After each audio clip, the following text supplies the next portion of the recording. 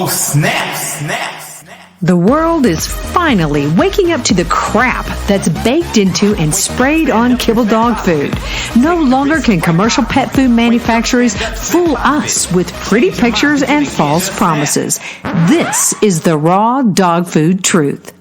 The view and opinions expressed on this podcast are not intended to replace medical advice. Before starting any raw diet, do research, ask lots of questions, and consult your vet. Good morning, everybody. I'm Dee Dee Mercer-Moffat, the CEO of Raw Dog Food and Company, where your pet's health is our business and where friends don't let friends feed kibble for darn good reason, as we say on the show, as Dr. Judy Jasek, who is my guest each week here, has told you guys about why we don't want to feed kibble. And Dr. Jasek, I still get these emails, hey, my vet wants us to try a prescription diet. And a lot of times, I know, and it's those are the worst too. They're the worst nutritionally. They're worse than some of the stuff you could buy at your local pet store.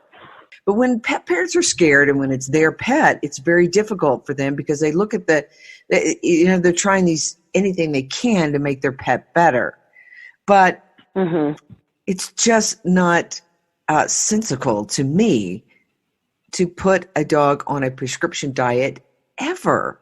I don't know that. I mean, we did this webinar and we went through these 4 different things that they may have in them that makes them different. Doesn't make them good, makes them different. Brewer's yeast. Well, we know that a lot of dogs have, allergic reactions to brewer's yeast. Fish oil. Well, we don't want that in our denatured food, right? So, right. I'm going to ask you again, what situation, what health emergency would you prescribe a prescription food? There are none. For me, in my practice, I wouldn't. I recommend, pets coming off of them like all the time. I'm working with a case now that, the recent cancer diagnosis, been on a prescription diet for years and years and years.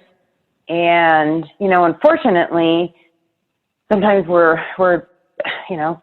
we end up a little bit behind the ball once we have our diagnosis. Now, and this dog has had like real sensitive digestion. Now we've got it eating raw and it just loves it. I mean, just like can't eat enough food because it's like finally getting real food. But no, there's no reason. I mean, I haven't recommended a prescription diet in literally, a couple of decades probably. And I take pets off of them all the time. And also the flip side of that is there's no contraindications to feeding raw. There's other pieces of the puzzle, we have to start with good foundational nutrition. And so like this dog with elevated kidney enzymes, there's always this knee-jerk reaction. We'll go with the prescription diet because somehow there's these gods in the, prescription diet world that have this all figured out and it's the perfect diet for an animal with compromised kidney function. First and foremost, we need to look at why is the kidney function compromised, and we need to be supporting it. And if you're not supporting it with foods that dogs are meant to eat, the appropriate proteins and organs and all the things that we recommend feeding, then that pet doesn't stand a chance of getting healthy. Yeah. Did you hear that, my sweet peeps, my pet parents?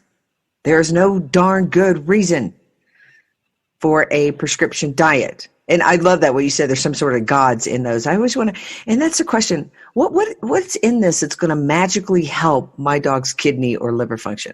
What is it? What is the ingredient? Yeah, read the ingredients. Just read the bag. Any of you listeners, just pick up a bag or look it up online. Go to the Hill site and look up a few of them. First of all, they're pretty much the same. There's a lot of similarities from one to the other.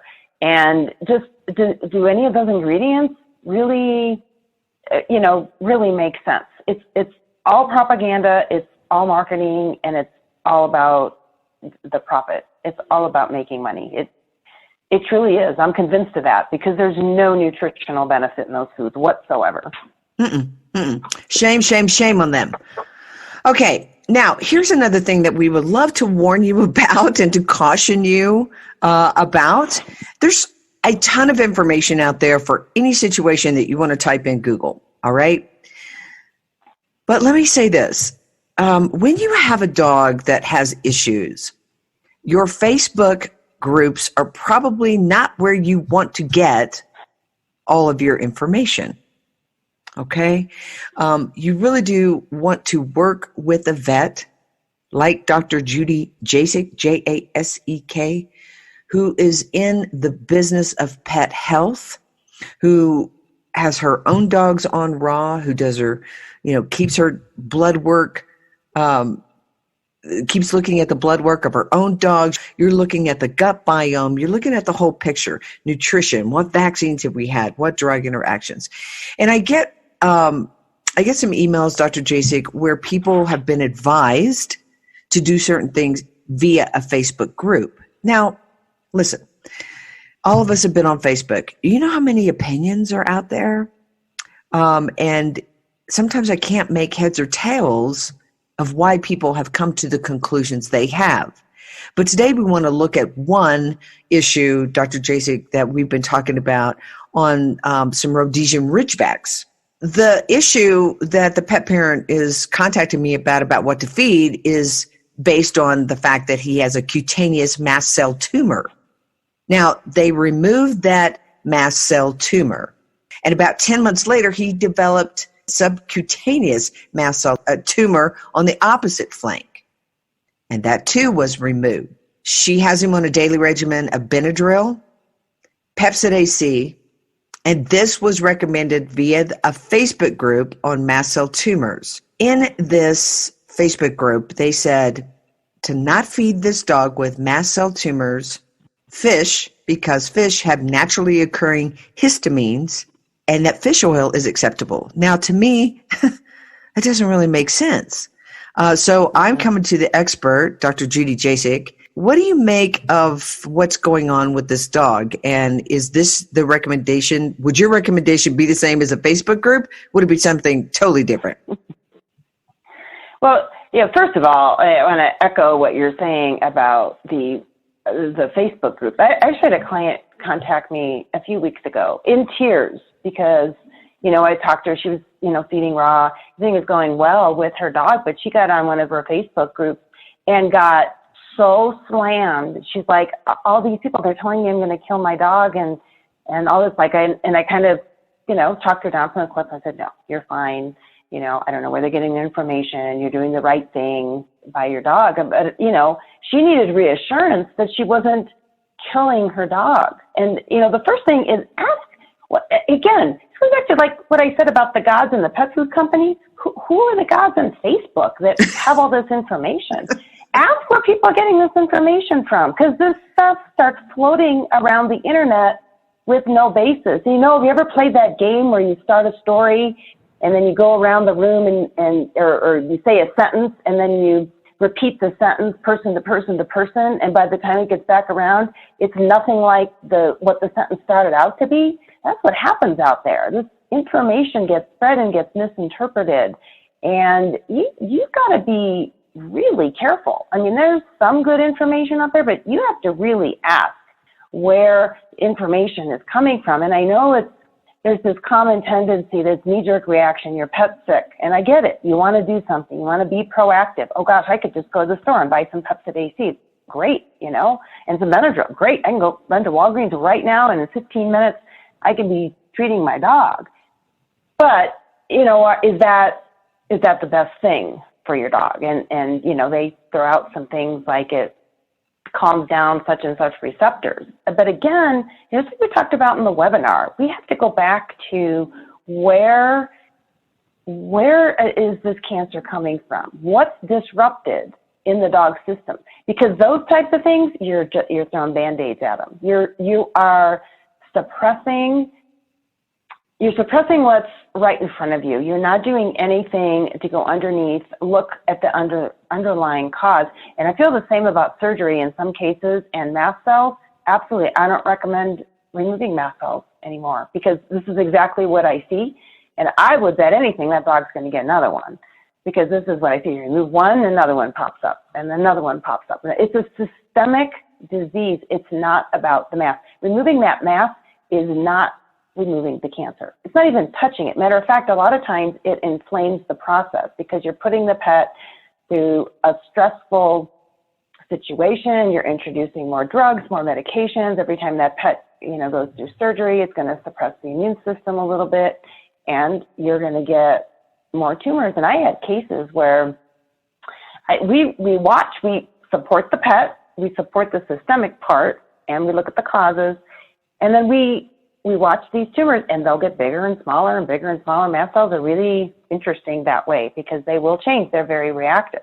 Cutting them off, it doesn't do anything, does nothing to help the situation, and oftentimes makes it worse. In this particular case, so first of all, it's a rescue, and it's great to rescue dogs that need homes.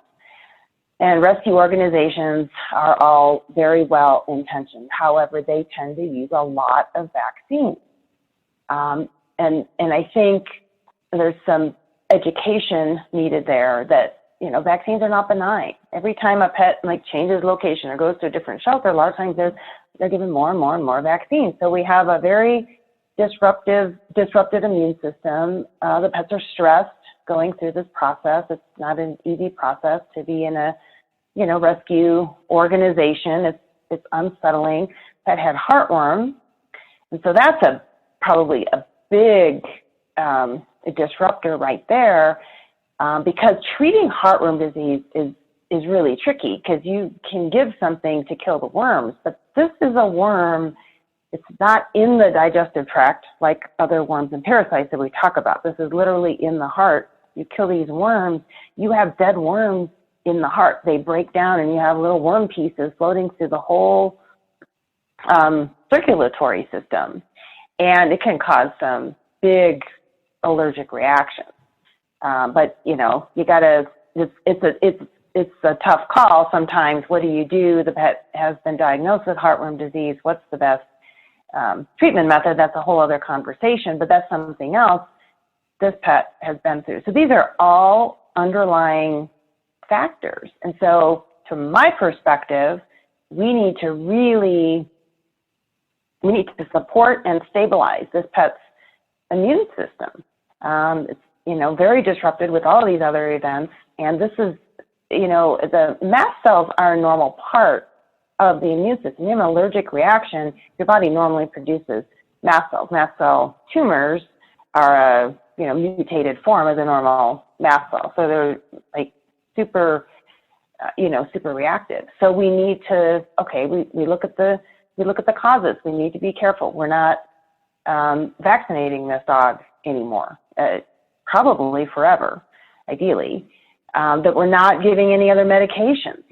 Every time you put this dog through another surgery, again, they're getting lots and lots of medications that are going to further disrupt this process. And we need to be stabilizing and supporting the immune system. And so the number one way to do that is good nutrition. We have to give the body the building blocks that it needs to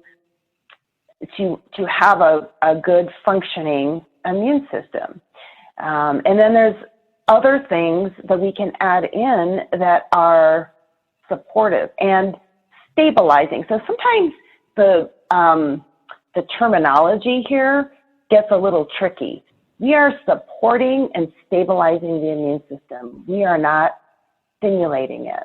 So there's a difference. You have an immune system that's kind of a little bit out of whack. We got these overreactive mast cells, and so we're giving drugs like Benadryl to calm down that reaction. So we're not trying to stimulate it. We're trying to modulate it. We want to get it balanced. And so, raw food diet, all of the things we talk about on the podcast for sure. A couple other things I really like, the phytoplankton in cases like this, because it's so rich in micronutrients that I think it's a great thing to add in to help stabilize the immune system. And based on the individual case, I use Chinese herbs a lot, and cases like this too. Again, we're helping to balance the system. Those will change a little bit based on the case. As far as the fish goes, I'm with you, Dee Dee. To me, it doesn't make sense that you don't feed fish, but you feed fish oil, because fish oil is potentially very inflammatory because it's not stable and can go rancid really quickly. So why are we giving something that's potentially rancid when we're trying to stabilize the immune system? And I think fish, something like that, given in a whole food form, you're fine. It's so rich in omega-3s that I think there's so many benefits to feeding fish, not an all fish diet, but adding it in, like we talked about adding in, sardine or herring, some of these small fish. You want to add those into the diet to get the benefit, the anti-inflammatory benefits of the omega-3s. I'm not sure where the information about the natural histamines, probably any living tissue is going to have some histamines in them, naturally occurring. But I don't see where feeding like a whole fish is going to cause a problem. The Pepsid AC, I know that's common information out now, and there's some, research that says that can help with mast cells, but I tend not to recommend that because you are dropping the acid content in the stomach, which prevents the dogs from digesting their food properly. And if you're feeding this diet, and we talk about the importance of good nutrition, and then you are inhibiting the dog's ability to properly digest it, I just can't get on board with that. At best, it's going to be a Band-Aid. It's not doing anything to create a permanent resolution of the mast cell disease.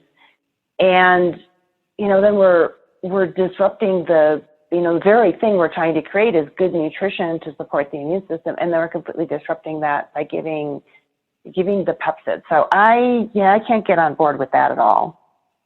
Yeah. And here's the thing, that people put things in their dog's body, quote unquote, just in case, right? So, or just because. So, and I think that this particular wonderful pet parent was given this advice. And of course, what do? We want to do the best for our dogs. We're all on board with that, right? So it's not that you're, it's just that sometimes you get misinformed from people who don't have all of their facts, or maybe don't have the lifelong experience and education like you do, Dr. Jasek. So in this one, I can see, at least the way that she wrote this email, it says, oftentimes a dog with a predisposition towards mast cell response and tumors will have an acidic stomach. And this can cause digestive issues. So that's why she has them on Pepsid and Benadryl. It's not necessarily that the dog does have digestive issues, okay, or problems. She's trying to go towards a preventative measure. But you guys, you really got to be careful, because all of these things, as you were saying, Dr. Jasek, have a response in the body, and they play off of one another. So if we are lowering the ability to digest raw food, we don't want to do that. We don't want to lower the ability to kill the bacteria and to absorb the vitamins and minerals, which is what you are doing with these Pepsid AC type medications. So let's just not do it. Let's just not do the just in case, which is why so much antibiotics are being used, right? Feed the body the best nutrition possible. That is a pure raw diet, bones, organs, fat, tripe, bison balls, duck heads, duck feet. We got it all, So let's do a just in case and throw in some phytoplankton for a little extra nutritional boost. Like, how about that instead of pharmaceutical?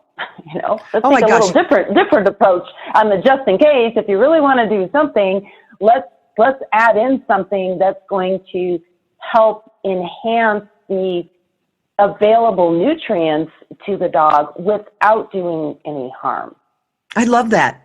It's probably one of my favorite whole foods that is out there. Now, what is phytoplankton, you guys? You go to my website, rawdogfoodandcompany.com, go to the shop catalog, click on supplements. It's in alphabetical order. Scroll all the way down. And when you go into my supplements page, you're going to see supplements by Adored Beast. And I love Adored Beast because they're 100% pure professional grade. Phytoplankton, it's called Phytosynergy, is on that page. Get some of that. Look at those mineral and vitamin profiles. Fabulous, fabulous stuff. Get off the fish oil. You know how much salmon oil and fish oil is being sold out there? And I'm going to tell you, Dr. Tracy, I hear this all the time. Oh, I give my dog salmon oil. I give him fish oil. And I'm just like, why? Yeah. Why? And so we're going to say this, a whole food, that means real fish with eyeballs, fins, tails, guts, all that stuff is our first choice, is our first recommendation, is probably going to be your dog's first choice. Now, some people say, my dogs don't like fish. Give it a chance, people. Sometimes they're looking at it like, what? I'm supposed to be eating these little brown dried kibble things. What is this? It's real food. It's got eyes. It's looking back at me. Oh my God. My German Shepherd, she jumps for joy. I mean, she hears me getting in the bag with the fish, and she's like, please hurry up. Now, people email me all the time. They're like, how do I feed fish? Okay, here's what you do. I say 3 fish meals a week. So my German Shepherd, she eats 10 ounces per meal, all right? So that's going to be 30 ounces through the week of fish. So Monday, Wednesday, Friday mornings may be fish. And I tell you what's great about when you have fish on hand and you have forgotten to thaw out a roll of pure raw dog food, fish is fabulous because you just take it. People are like, well, they're stuck together. Well, people take the bag and bang it on the ground like a bag of ice. It's super easy. Just bam, bam, bam. Those fish break apart. Take those fish. I weigh them out in a bowl. I put warm water in the bowl. I let it sit for about, 7 minutes. Drain the water, take it outside, and feed it to my dog. She is a happy camper. That's how you do it. If you feel like you want to puree it, be my guest. You feel like you want to cut it, in pieces because you have a small dog. I mean, for you, Dr. Jason, come on. One sardine is going to last your dog a long time. Yeah. I thaw out a half a sardine at a time, and that lasts me about 3 days because I'll cut it into pieces and mix it in. So, yeah, it's a little different. When you're feeding, I think I've got about a total of 15 pounds of dog I'm feeding here between the two of them. So it's a little different perspective. Right. Well, I was talking, so the lady who sent me in this email, she's got 2 Rhodesian Ridgebacks. She has 125 pounds of dog here, right? Yeah. And maybe more. So it's all perspective. But every dog, I mean, as you've said before, your little, 7-pound dog is a wolf. Is still a wolf. Right. Yeah, they need to eat the same thing. Yeah. Right. All right. So I hope that has given you some information out there about what to do with mast cell tumors. Now, remember that Dr. Jasek is a cancer vet, a cancer prevention vet. So you got to take a step back. What would you have to really know about in order to treat cancer? The gut biome, nutrition. All right. So this is where you want to start. And if you have a dog that has been diagnosed with any type of cancer, you want to contact Dr. Judy Jasek, Jasek. Website is cancer-vet.com. So you want to go there today. She can help you via a phone consult. If you're here in Colorado, she can see you. I just wanted to go back to that you mentioned from this last email. There was a comment about that dogs with mast cell tend to have acidic stomachs. Dogs are supposed to have acidic stomachs. I just wanted to make that point. They have a very, very low pH. And even in people, like with acid reflux, so we hear all this stuff about, acid is bad and then it, comes up in your esophagus. They've actually shown in people with acid reflux, if they take hydrochloric acid, so you can actually buy hydrochloric acid in capsules, you can supplement that in the diet. That's actually a treatment. Sometimes the acid reflux is worse when the acid goes down because you're just disrupting the normal function of the intestinal tract. So there's a mechanism in people that they found, like the more natural type doctors will actually supplement people with hydrochloric acid, drop the pH of the stomach, make it more acidic, and the GERD, that, reflux, actually goes away. So that's another big propaganda thing out there, and that's like, selling all these antacids that you can buy unless, people eat them like candy sometimes. But dogs are supposed to have a very low pH. They're supposed to have a very acidic stomach, and that's the healthy stomach in a dog, has that low pH and high acid content. Yeah, and who knows, maybe that Facebook group was being run by somebody that sells fish oil. I don't know. Well, that's it. We would have to take a look Right? at that. Just for our listeners, I want to just make this point very clear. If your dog presents with a mast cell tumor, your recommendation is do not remove it. Allow it to stay there. Right. Did you hear that, people? Leave it alone. Leave it. Don't be cutting up on your dog. In vet school, or is there some reason that vets say we got to take this out? Well, I think there's just this, I think it's more of a psychological, component to this, that you see a tumor, you take it off, tumor's gone, cancer's gone. And that's just not the case. It's not even close. And then we don't address all the things that we need to be addressing. In a lot of cancer cases, the actual tumor we're seeing is, I don't want to say it's insignificant, but it's not nearly as significant as treating the underlying disease and supporting the body. And they don't do any of that. And it keeps coming back and keeps coming back and keeps coming back because you're not looking at the causes. Sometimes there's a tumor in certain locations. Or my little dog just had a dental procedure yesterday, and he had this little growth in his groin that he got to licking at, and it's his open sore, and he wouldn't leave it alone. So I asked Dr. Beebe to take it off because he's just licking at it, and it's an open sore, it's a risk of infection. So there's cases where it makes sense, to remove them if they're in certain locations that are bothering the dog. But I would say if you're looking from the perspective of treating cancer, I think it's a big mistake to just keep removing the tumors. There's a tip of the iceberg, and you're really not treating anything. I think that's the whole thing. The whole thing about chemo too. Oh, we gave chemo, shrank the tumor. Great. And you wiped out the dog's immune system, and guess what? Within 6 months, it's going to come back, and it's going to come back way stronger, because removing or shrinking the tumor isn't really treating the cancer, because you're not getting to the root cause of what's going on in the body. So if you were diagnosed, if you yourself were diagnosed with cancer today, Dr. Jasek, how would you suggest that they treat you? What would you do? Well, first of all, I would go on nutritionally. I would go on a strict ketogenic diet. I mean, this has been proven that fat, if you're on a ketogenic diet, sugar feeds cancer. So you go way off carbs, and literally I would start measuring it. I've done this for periods of time because I eat pretty ketogenic diet most of the time anyway, but it waxes and wanes. But I'd be real strict where I'm measuring my blood glucose and measuring my ketones every day and making sure that my ketones are staying up because I'm in that state of ketosis, because it's been proven that starves the cancer cells. And your other cells can use fat. It's actually a more efficient fuel for the body to use fat. And then I would do other supplementations, big believer in CBD. There's mushroom supplements like turkey tail mushrooms have been shown to be really effective in general, supporting the immune system and suppressing cancer. Other anti-inflammatory type herbs like turmeric, that also has been shown to have anti-cancer effects.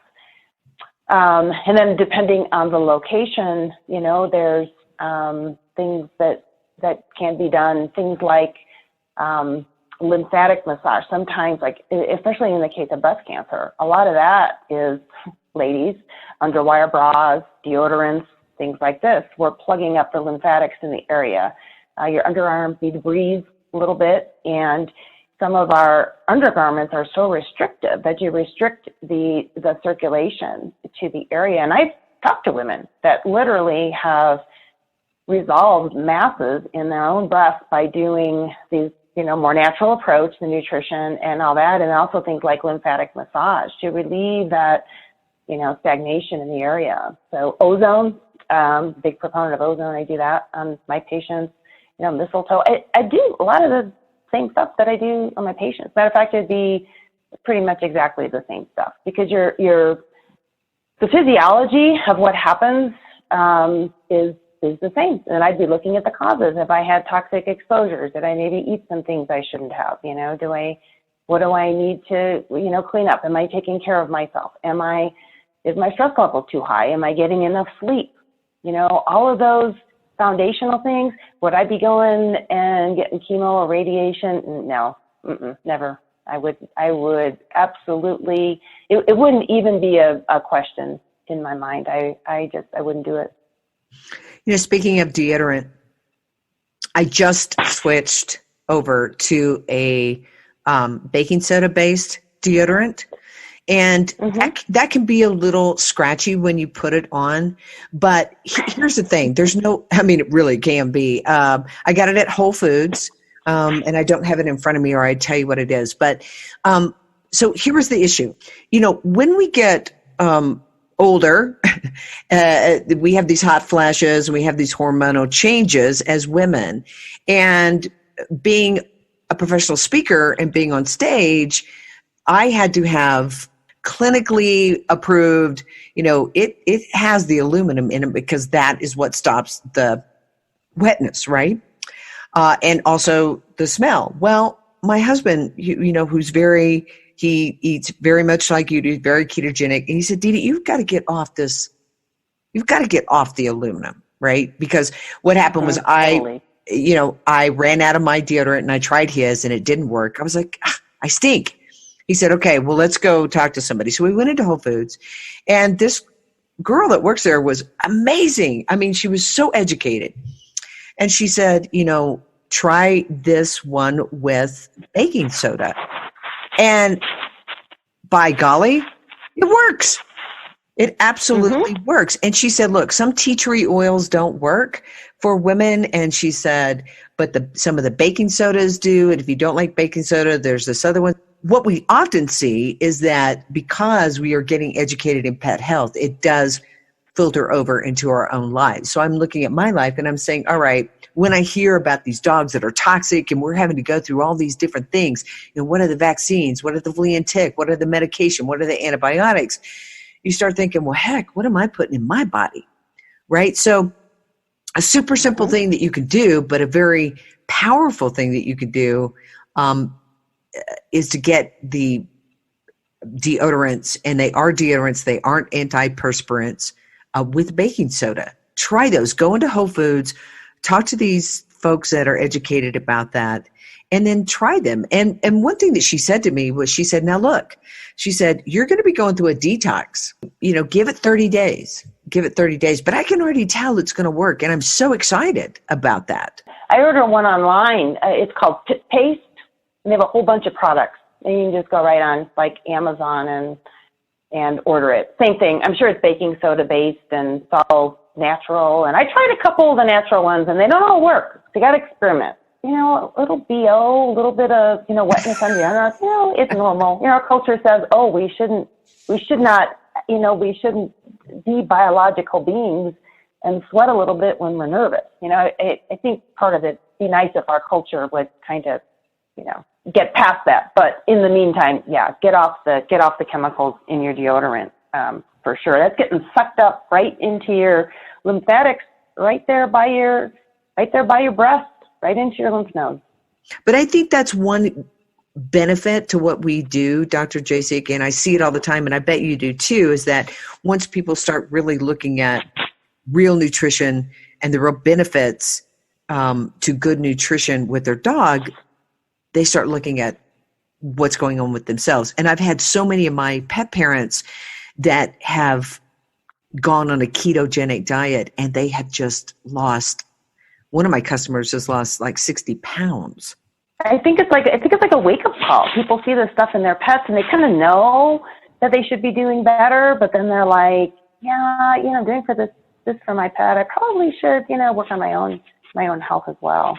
Yeah. Well, we were going to talk about flea and tick, but we're going to put that off to our next podcast. We did want to answer this question today, and Dr. Jasek, you've got patients to see coming in right now, so we are going to let you go. But listen, everybody, if you have a question for Dr. Jasek, please email me at didi@rawdogfoodandco.com. and say, I have a question for the podcast. Also, remember, we have our vet challenge going on. If you have a vet that poo-poos the raw diet, that poo-poos whatever information you've heard us talk about here, ask them to come on the podcast. Ask them. We would love to get their opinion, have a little friendly debate. We would like to understand why maybe they're not recommending what we recommend, or why they recommend something totally different. And I think that would be very good. I don't know that we're ever going to get a vet on here, Dr. Jasek, but we certainly do have the challenge going on, right? Yeah, absolutely. We're open to it. We're open to it. Bring it on. Bring it on. All right, everybody. Go over to my website. Take a look at the phytoplanktons on the supplements page. We do ship.